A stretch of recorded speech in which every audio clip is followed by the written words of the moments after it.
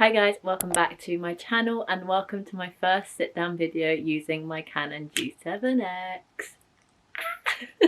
If you haven't seen my previous weekly reading vlog, you won't know that I recently managed to purchase the G7x, very much thanks to my boyfriend giving me the remainder of the money that I needed because I have been saving up for it for a fairly good few months. Very, very exciting. Hopefully this won't be out of focus because I have already filmed this once. This is the whole reason why I have purchased a G7x, is because last weekend I tried filming my second episode of Rachel's Reading Rambles, and when I went to put it on the computer it was all out of focus.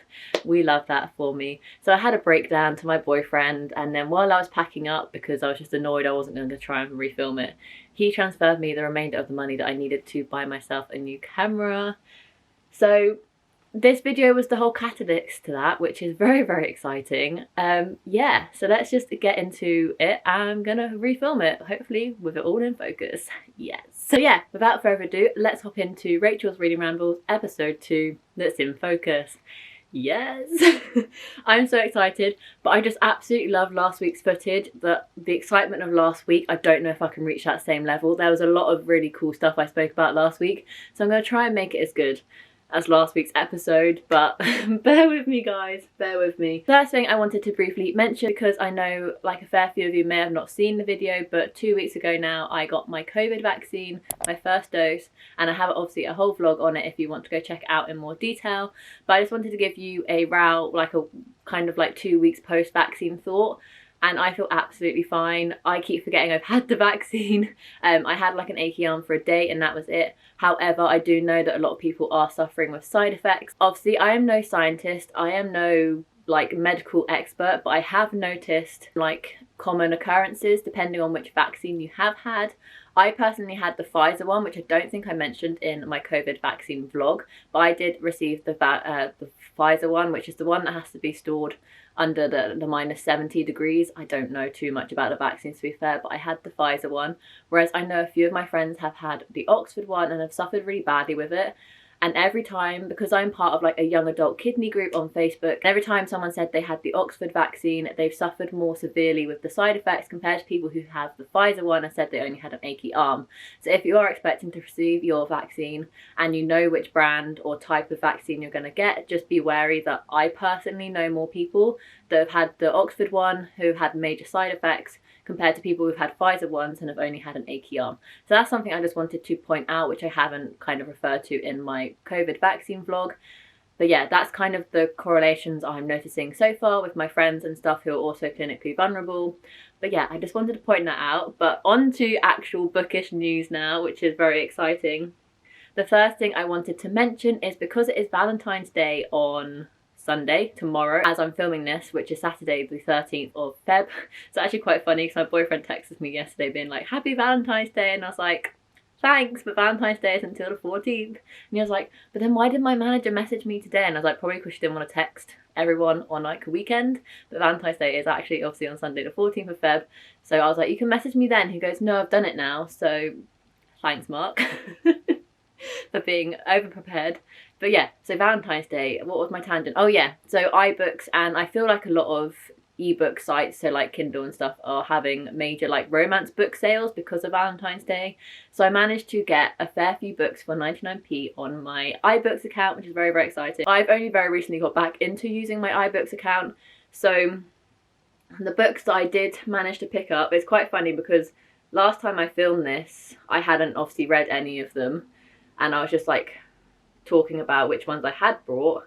But now I have some more depth and more discussions to talk to you about. The first one I picked up was My Dark Vanessa, and the whole reason I went on iBooks in the first place was because Spooks from Spoopy Hall mentioned on Twitter that My Dark Vanessa was 99p on Kindle, and I found a correlation that if Kindle are having offers, iBooks tend to have the same offers. So I checked on iBooks and My Dark Vanessa was also 99p, so I picked that one up. And then the next day I was just like, I wonder what other books are also for 99p or for cheap. And obviously there was a whole category of romances for the romantic Valentine's Day theme that were on cheap because of the time of year. So I managed to pick up The Boyfriend Project. I don't know if you can see that. The Boyfriend Project by Farah Rochon. probably butchering that name, I'm sorry, Rescue Me by Sarah Manning, which is one of my most anticipated releases of 2021, so I cannot believe I've got it for 99p. I most likely will also be picking up a physical copy because it has just come out. I think it came out at the end of January, but this year I'm trying to buy more paperbacks and hardbacks, just because hardbacks take up more space, they're more expensive, and I just prefer reading paperbacks. So I'm trying to not buy books as soon as they come out if they're coming out as hardback first, because I just don't want hardback contemporaries especially. I understand if it's fantasy, it's a weird thing. If I want a fantasy book, I tend to want it in hardback. See like future clips for that preference. And then when it comes to like contemporary romances, I prefer paperbacks. It's very strange. Like, for example, I don't like the fact that Some Kind of Wonderful by Giovanna Fletcher's in hardback. Contemporaries and hardback for me just don't work. But then I want a fantasy book in hardback. It's very strange. Anyway, back to the ebooks. I have Rescue Me by Sarah Manning, which I will pick up in a physical copy, but it's nice to have an ebook as well, I find. I also managed to pick up The Shelf by Helen Acton. Yeah, Helly Acton, which was raved about by G, my favourite author, and her sister-in-law, Carrie Hope Fletcher, who is also an author. And they both read it as arcs and both really, really enjoyed it. I think it's kind of like Big Brother-esque, where like loads of single females go into the same house and live there for the same amount of time. It just says on the front cover, 6 women, 4 weeks, 1 house, who will be left. And I think it's like a reality TV show. I'm excited to get to that one. I also picked up The Roommate by Rosie Dannon, which I just heard good things about on BookTube, so I picked it up because it was 99p. Why not? And then the last one I picked up, which I only picked up from my live on Monday, which is saved on my channel if you want some reading sprints to motivate you to read. I did do a live last Monday, so if you want to go back and check that out, I'll link it in the description down below. But if you've been following my channel for a while, you will know that I really didn't like Get a Life Chloe Brown by Talia Hibbert. However, from my live on Monday, I have heard that Take a Hint Danny Brown is better than Get a Life, and a lot of people prefer it. So because Take a Hint Danny Brown was also 99p, I've decided to risk it. I didn't love Get a Life Chloe Brown at all. I thought it was really, really overhyped. I didn't understand it. I thought it was very, very overdramatic. Like, you almost died, but not really. You just stepped out onto a curve when a car was crossing, like, and then you decided to write a list for things you wanted to do because you thought you almost died. It just felt really overdramatic to me. I don't know why. Don't come at me. But everyone's saying Take a Hint Danny Brown is better, so I have picked it up. But obviously I'm not going to get the physical copy because I am unsure whether I will enjoy it. But it was 99p on ebooks, so I picked up a copy. So those are all the ebooks I picked up. I did try and read, which is going to be in this week's weekly vlog coming soon on Tuesday, so be subscribed so you don't miss that. I read 100 pages of The Boyfriend Project and I have DNF'd it. Basically, the reason I DNF'd it is because I wanted something that was cute and fluffy and romantic and that was like, not insta-lovey, but something that when you're 100 pages in, there's already a romance. And this is not what I was getting with The Boyfriend Project, basically, because I didn't know what I was getting myself in for when I started The Boyfriend Project. I had heard nothing apart from good things. Like, I didn't really know what synopsis was or anything. So basically, The Boyfriend Project follows our main character, who I've forgotten her name already. Typical. But basically, she is this like really high-tech business savvy woman, high up in her like office, like high up in her like career and stuff.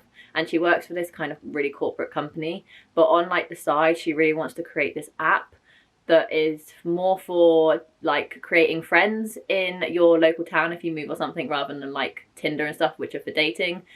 And one day a new guy starts at her office and she obviously is like swooning over him and thinking that he's really cute and stuff. And then you kind of get his perspective as well. And he is like this secret hacker who works for the government and he's trying to find something out about her company. But as a reader, you don't know what. And that's kind of like the mystery aspect to it. So it sounds intriguing. Like, I wouldn't mind coming back to it at some point, maybe when I was in the mood for that sort of thing.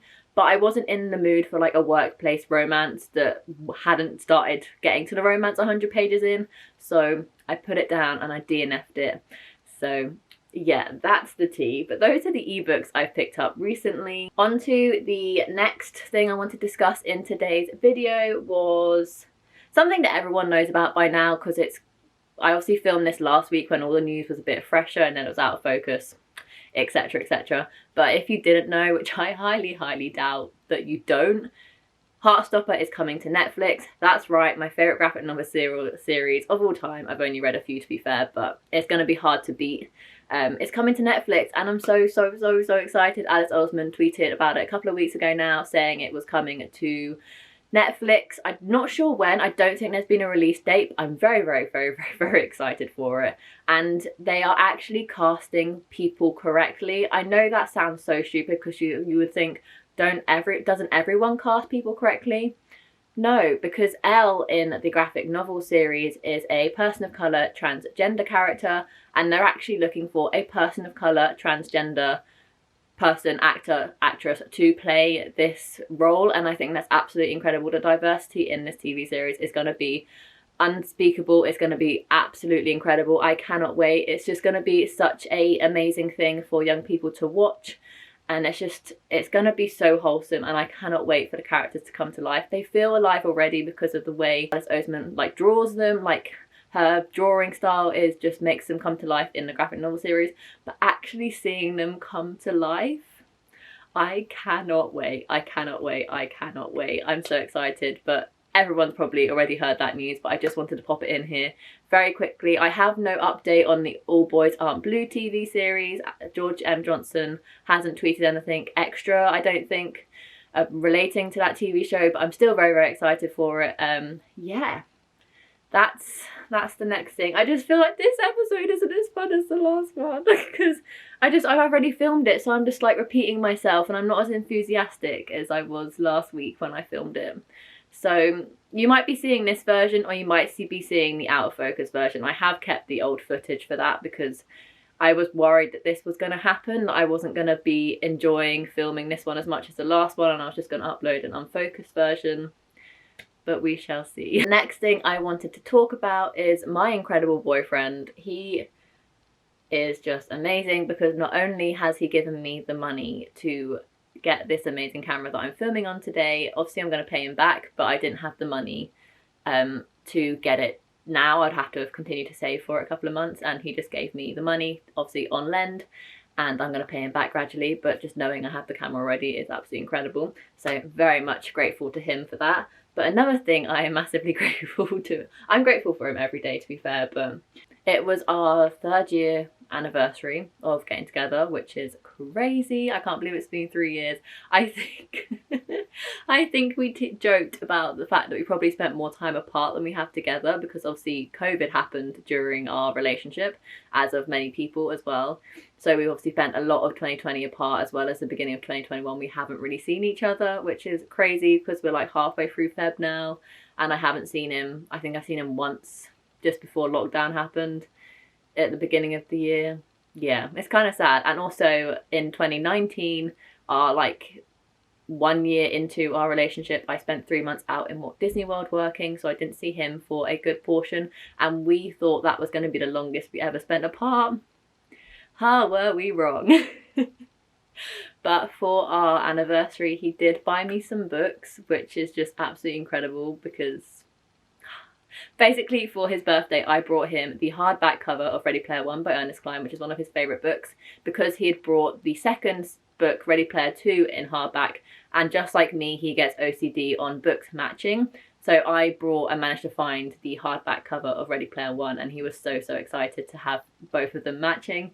And I have to give you a bit of background for this, because there's a story, and I like the story, and I like telling the story. So basically, I think it was 2 years ago, I'll put some pictures up on screen. Me and my boyfriend on the weekend one day decided to go into London really early. Like, we were in Piccadilly Circus at like 8:30 in the morning, because we wanted to spend the day, like the entire day, book shopping. And it was just a really nice day. It was like the heat of summer, and I was in my Friends Fest t-shirt and like shorts, and it was just really nice. And we went to Starbucks for breakfast. And we went to Foyles in Charing Cross, and we went to Waterstones in Piccadilly, the flagship. That's why we started in Piccadilly. And when we're in Foyles, if you didn't know, they have a section of American imported books that are American editions of books. and I found this beauty. This is the American version of Thunderhead by Neil Shusterman. If you didn't know, I absolutely adore this series, and when I picked this book up, I hadn't read the rest of the series yet. I'd only read Scythe, but I knew I wanted to continue with the series, and I saw this one and I couldn't pass it up. I'm pretty sure my boyfriend brought it for me. If I'm not wrongly, my boyfriend will have to tell me, but I'm pretty sure he brought me this book. But yeah, once again, being the incredible boyfriend that he is, I think he brought this book. I don't remember buying it for myself. Yeah, I brought this book, or he brought this book for me. I picked it up, and ever since then I've had the paperback of Scythe, the hardback of Thunderhead, and the paperback of The Toll, and I just don't like how they aren't the same height and they don't match and all this sort of thing. So for our anniversary, he managed to find I think you know where this is coming, what's happening here. He managed to find the Scythe and The Toll hardback American covers of the Scythe series. I cannot believe it. I literally almost cried when I unwrapped these and opened them up, and they look so pretty together. I want to reread them and tab them all up because it is one of my favourite series of all time. I absolutely love it. So yeah, I want to tab them up and reread them and stuff. But I was going to say something. What was I going to say? I can't remember. Anyway, he also very, very kindly brought me another book, and that is the hardback of Crank Palace. I have already read this. He knows that I love the Maze Runner series. Mark also loves the Maze Runner series. And I had picked up the paperback of this. But, oh yeah, that's what I was going to say. This is the example of I prefer fantasy and dystopian and sci-fi books in hardback compared to contemporaries in paperback. That's what I wanted to say, referring to the previous topic we discussed. Yeah, and he also brought me Crank Palace in hardback because this is the 5.5 novella in the Maze Runner series, and I didn't realise it had come out. And I tried to pick it up, but it just wasn't getting delivered. So he managed to get me the hardback of this as well. So yeah, very, very grateful to my boyfriend for buying me 3 books on our anniversary. I wasn't expecting anything at all. So yeah, very, very appreciative of him. And now my Scythe books match and I couldn't be happier. And it's very, very exciting. I'm actually getting quite cold. I'm going to put a blanket on because do I just put it around my shoulders? Oh, that'll be fun. Let's do that. Because I am getting cold. I don't know why I thought filming in a t-shirt would be beneficial for me because my arms are getting cold. Yeah, let's continue like this. It's more cozy. Okay, what else did I want to... Oh yeah, okay. So if you see my February TBR, let's get cozy, let's get cozy. You will know that one of my prompts was to, because I ate chocolate and I opened the prompts that way. It was very fun. If you haven't seen it, I'll link it up above. One of the prompts was to treat yourself, basically meaning I had to buy a book and read it in the same month. And I put a poll on Twitter of A Man Called Ove, Normal People, Good Girl's Guide to Murder, and A Little Life. And The Good Girl's Guide to Murder won pretty much hands down. It was like 70%. So I picked it up, and when I filmed this video last week, I was only 120 pages in. I have now finished it. It's incredible. It could be... it's so hard because this is off tangent, but also this is Rachel Reading Rambles, so we go into lots of tangents on this series on my channel. But basically, when I rate books, this is how I rate books, basically. 2 stars, I pretty much hated it, but I made it all the way through. Because DNFs don't get ratings from me because I feel unfair to the authors. If I DNF a book halfway through, I feel unfair rating it. So DNFs don't get a rating. So I rarely ever give 1 star out. 2 star is I pretty much hated it, but I made it all the way through. So there was something there that made me continue reading and not DNF it. 3 star is I enjoyed it. I just wouldn't ever reread it, or I won't remember it for like years to come, months to come, once I've read a lot of other books, because I do read a lot of books. So if books are like 3 stars, I enjoyed reading it, I had a fun time reading it, but further down the line, there won't be much to remember about them. 4 star is I really, really, really, really enjoyed this book and I would reread it. And then this is why I barely ever give out 5 stars, is because 5 stars for me are all-time new favourites that I will remember every little detail about, and I will never forget them, and they will always have like an impact on me, or something that made me just give me that 5-star feeling that I'll be like, I love this book now symbolises who I am, this book was incredible. So that's why when you're on my channel, there'll be a lot of 3 and 4 stars, because it's very, very hard for a book, personally for me, to get the 5 stars. So mainly they will get 3 stars because I had a fun time reading them. There was nothing wrong with it at all. I won't remember it, I won't reread it. And then 4 star is, I really, really enjoyed this book. It kept me so intrigued, kept me so captivated, and I would reread it, but it didn't give me that 5-star feeling. So tangent aside, I gave this book a 4.5. I absolutely loved this, but it didn't give me that 5-star feeling. There was nothing wrong with it. I had such a fun time reading it. It was absolutely incredible. I loved it so much. If you want my full thoughts, go check out my last week's reading vlog, because I read it in that vlog and it was just a fun old time. So thanks to Rhiannon and Keris for making me read this as soon as I did, because I only unboxed it like last Tuesday, and by Friday I was reading it. So yeah. It wasn't on my physical TBR for long, but I'm so glad I picked it up as soon as I did, because the other book I've rated 4.5 this year so far is Loveless by Alice Oseman. So Good Girl's Guide to Murder and Loveless are the 2 top rated books I've read so far in 2021, which is weird because one's a contemporary and one's like a mystery thriller, which I don't read often whatsoever. But that just shows that there can be hidden gems in genres that you don't usually pick up. So always try different things, don't stick to one genre. So that's what I wanted to say on that note. And to end it up, of course, I have more anticipated releases, because every single time I film this video, there's going to be more anticipated releases because authors continually release and announce new books coming. So I think that's going to be like a fixtured section in these videos, are going to be brand new anticipated releases that have been released and announced since last filming this video, if that makes sense. So the 2 that I'm going to, actually 3, I'm going to discuss 3, because even from filming last weekend to filming it again this weekend, another one of my favourite books, like the authors of one of my favourite books last year, has announced another book. So they just keep churning them out. Like, I love finding out about new releases and I get so excited for them, but at the same time I can't read as quickly as new books come out. So on one side I want authors to slow down on releasing books, on the other side I want them to continue releasing loads and loads of books, so I never have, like, I always have an endless list of books to read. But anyway, the first book I wanted to discuss is The Lucky Escape by Laura Jane Williams. Laura Jane Williams is one of my favourite authors, and I discovered her last year with her debut book that came out last year, Heartstopper, and then later on in the year, in like September, I think, she released her second novel, The Love Square, and Love Square just reached over Heartstopper. I love both of them so much, but The Love Square just took top spot for me when it comes to Laura Jane Williams. I just love her writing. I think she writes so well, and the characters are amazing, and the stories and the discussions that she puts in her books are incredible, and I love them so much. Yet they're fun, yet they're also like, you take something out of them. It was just, yeah, I just love her, and she became one of my favourite authors last year. And she has a new book coming out this year in June, which is very exciting because June is my birth month. Yay. And that is called The Lucky Escape, and I think it's about a honeymoon, something have gone wrong. Obviously I'll be putting the covers up on the screen, but let's have a quick look at the synopsis. Obviously I read it out last week, but I can't actually remember what happened, so we're going to be reading it like I've read it for the first time again. Yeah, so basically it says, one cancelled wedding. When the day finally comes for Annie to marry Alexander, the last thing she expects is to be left standing at the altar. She was so sure he was Mr. Right. Now she has no idea how she could have got it so wrong. One expected encounter. After a chance meeting with Patrick, an old friend who reminds her of who she used to be, Annie takes a vow of her own. She'll say yes to every opportunity that comes her way from now on.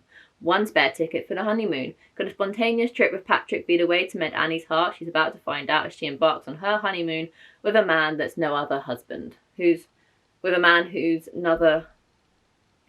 husband. Wow, that took me English, Rachel. So I'm excited for this one. I am just, obviously, I don't want to know too much. I know I just read this synopsis, but I won't be like looking at reviews and stuff before it comes out. Although I know Em has an advanced reader copy, and I will be getting her thoughts and opinions on it because I trust her with my whole heart. But I won't kind of be like delving deeper into reviews and stuff. Like, I'll just get Em's advice and then I'll pick it up because I'm so excited for this. It just looks like it's going to be such a fun read. And if it's anything to go by, I'm going to absolutely love it because I gave both Heartstopper and The Love Square 5 stars. So, yay. And the second book, I know I have another book to talk about, but I don't really know much about it at all. But the second one I do know quite a bit about. Pulling strings here is George M. Johnson has another book coming out. If you didn't know and you're new to my channel, because my subscriber count has gone up very drastically at the minute, so if you're new here, thank you for subscribing so much. And on like a tangent, you know, in episode 1 when I said my first videos reached 1k views, that same video, my reading vlog for They Both Die at the End, has now reached 2k views. What the hell, guys? Thank you so much. Thank you so much. Like, it's only been a month. How can a video of mine get another 1,000 views in a month? That's pretty mental. But anyway, if you're new to my channel, then you won't know maybe that my favourite book of 2020 was All Boys Aren't Blue by George M. Johnson. It was just absolutely incredible. I read it twice that year. And it's just one of those books I gave 5 stars to, because it's going to be a book that I reread every single year. It's going to be a book that I remember forever. It's going to be a book that I read to my kids. It's just going to be a book that just holds the test of time, stands the test of time. And it's just, I love it to pieces with my whole heart. It's incredible. He's releasing another book. How exciting. He's releasing a book called We Are Not Broken. The cover, once again, is absolutely beautiful. But I do think All Boys Aren't Blue cover takes top notch. That book is absolutely stunning, but I'm sure the words inside are going to be just as stunning. With We Aren't Broken, We Are Not Broken, We Are Not Broken, We Are Not Broken. But yeah, I'm so excited for that one. I'm so excited. It's going to be a good one. I think it's out September. Yeah, so sorry, The Lucky Escape, if I didn't mention, is out in June. Oh yeah, I did say it's my birth month. And George M. Johnson's book is September 7th, if you want to add those to your Goodreads. As always, I link every single book I mention in every single video down in the description. So if you ever want to add any of the books I discuss in my videos, there's always a quick Goodreads link for you to click on. I do that with every single video. If you didn't know, you may not know, you may not check the description, but in the description there's always every book I mention with Goodreads links, and there's always people that I mention, channels that I mention, as well as all my social media links, so Twitter, Instagram, Goodreads. My wish list is there if you ever want to support my channel. And yeah, I think that's about it. The description is always a good place to check if you're interested in any of the things that I discuss in each video. Another tangent, Rachel, you're good at those, aren't you? Oh yeah, the third book I wanted to mention this, and that's why I love these videos, because I kind of talk to you like you're my friends and we can just sit down. Once again, I should have a cup of tea with these videos, but every time I film them I've had water. But yeah, we can just sit down, cozy up in a blanket, grab a cup of tea, a hot water bottle if it's cold and snowing where you are at the minute, because the snow has just melted for us. It's been around for a few days now, but it's just melting as the sun's coming out. But yeah, it's just one of those things where you can just sit down, relax and enjoy my voice, if that's something you like to do. Stop recording. Sorry, I don't know how long Canon G7x is record for until they get cut off. I knew on my... This is, if you are actually interested, this is the camera I used to film on. This is the Canon 700D. I still love it, but it's just I use manual focus with this because the autofocus was absolutely appalling, and the amount of times I would sit down, think that it was in focus on manual focus, and I got to put the SD card into my computer and it was all out of focus, was just driving me insane.